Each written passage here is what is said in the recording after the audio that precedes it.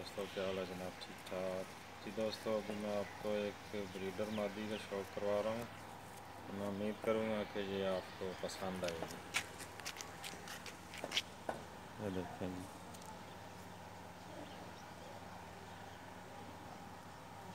Zoom कर लो बिल्कुल।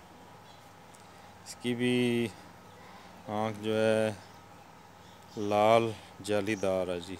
इसका रिंग देखें, माशाल्लाह ये बहुत अच्छी मादी है, ब्रीडर मादी है। चमकदार आँख है इसकी। ये गोल्डन कबूतरों में से बनी हुई है। ये पर देखें जी, इसका पूरा पर दिखा।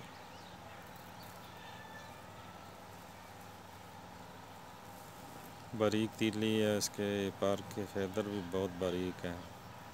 परवाज़ी मादी चेक करके जो है ये जोड़ों में डाली हुई है।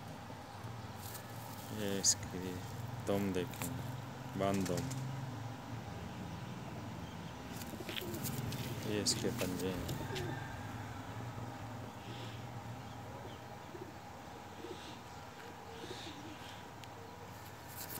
ये इसका शौक़ करेंगे।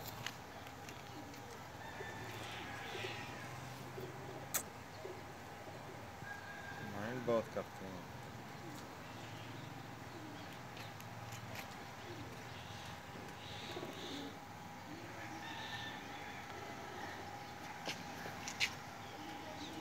ठीक है दोस्तों, ओके जी, अल्लाह हाफ़िज़।